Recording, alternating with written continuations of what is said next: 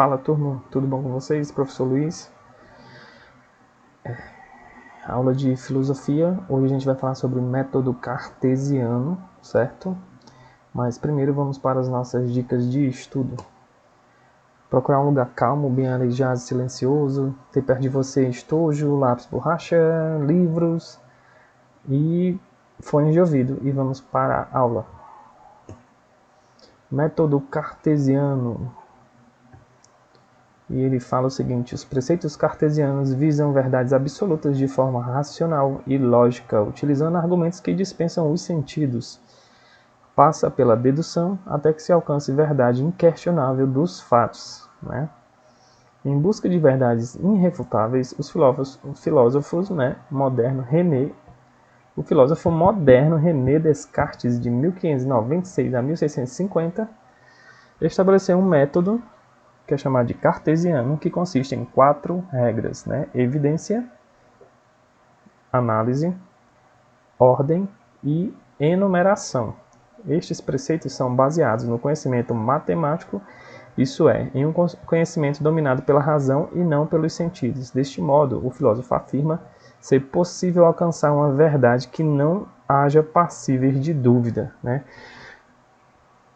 Então, o Descartes ele usou esse método, né, gente, para chegar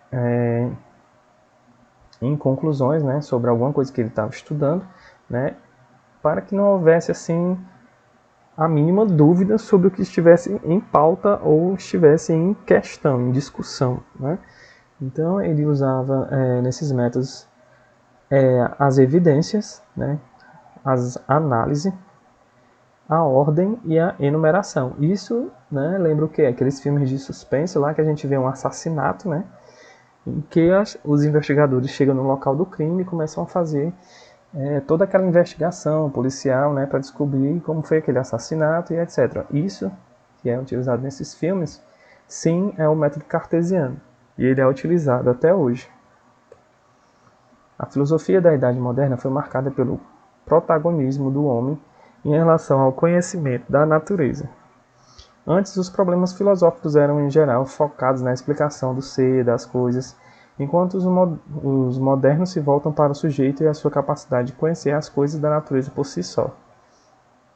Conhecido como o pai da filosofia moderna, Descartes procurou enfatizar a capacidade humana de construir o caminho do conhecimento por meio da sua própria razão, né? Por isso é considerado um racionalista. O filósofo desenvolveu um seu método baseado nas peculiaridades da matemática, cujo caráter é inteiramente inteligível, baseando na ordem e na medida das coisas. Sendo assim, os preceitos cartesianos visam verdades absolutas, das quais não se deve haver dúvidas do valor. Para tal, utiliza-se argumentos que dispensam os sentidos, mas que se encadeiam de forma racional e lógica, de modo que se possa deduzir uma coisa da outra, até que se alcance a verdade inquestionável dos fatos. As 4 regras do método de Descartes, né, como já mencionado, são 4 os preceitos em que consistem os métodos cartesianos, sendo todos fundamentados do conhecimento essencialmente, né, racional. São eles: a evidência é a primeira regra, exige que não aceitemos como verdade o que não seja claro e distinto. Nessa regra, o filósofo alerta sobre os juízos precipitados e a prevenção, isso é, o preconceito. Uma ideia, portanto, deve ser clara e pontos que podemos concebê-la em nosso espírito é distinta à medida que conseguimos separá-la de todas as outras ideias que passam ao mesmo tempo e de maneira confusa pelo nosso pensamento. Então, a parte da evidência, ela cobre, né, todas essas regras, né? Os juízos precipitados, preconceito, não pode ter nada disso, né?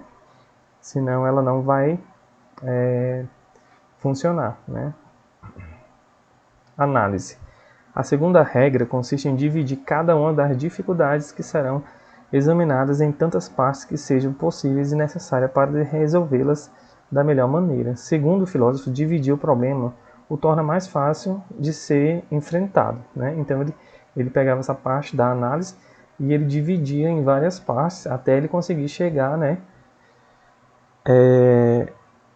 em um número X de provas ou de evidências, né, que eram divididas lá por essa parte da regra dele cartesiana, que era a análise. Então aqui, a ordem. Agora que as dificuldades foram divididas, né, na parte da análise, o próximo passo é ordená-las, conduzir nosso pensamento a solucionar as dificuldades. Assim deve-se começar pelas questões mais simples e os objetos mais fáceis de conhecer, para gradativamente ordenada, né, tratar dos objetos compostos e problemas mais complexos. Enumeração. Nessa etapa deve-se fazer enumerações completas e revisões gerais, do modo que nada seja omitido. Em outras palavras, devemos sempre nos certificar de que não esquecemos de nada, de nenhuma lacuna que foi deixada para trás e todas elas estejam conectadas. Por fim, estes preceitos são diretamente relacionados com a dúvida hiperbólica, que consiste em duvidar de tudo que se apresenta e nos através do sentido, né? Então, assim, através dos nossos sentidos, né? Da visão, do olfato, da audição e etc., que a gente vai ver, a gente vai tocar, a gente vai cheirar, né? Vai analisar aquela coisa usando todos esses nossos sentidos, né? Principalmente a nossa capacidade máxima, que é a do pensamento, né?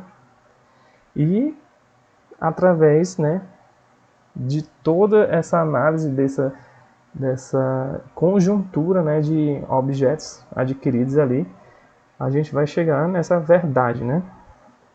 Então ele fala assim: visto que as sensações facilmente nos enganam e somente pelo método racional é possível acessar a verdade. E a atividade que eu deixo para vocês é a seguinte: pesquise e escreva em seu caderno como o método cartesiano é utilizado nas investigações e equações matemáticas, né? Então você vai estar pesquisando para ver como é que ele é utilizado hoje em dia nas investigações e equações matemáticas. Ele é utilizado em várias outras coisas também, né? Mas eu quero essas duas aqui que vocês estejam fazendo, né, nessa atividade. O conteúdo das nossas aulas vocês podem estar acessando na escolapequenospassos.com.br, né? Não deixem de seguir a gente nas nossas redes sociais e deixar o like nesse vídeo. A gente se vê na próxima aula. Um grande abraço. Até a próxima. Valeu!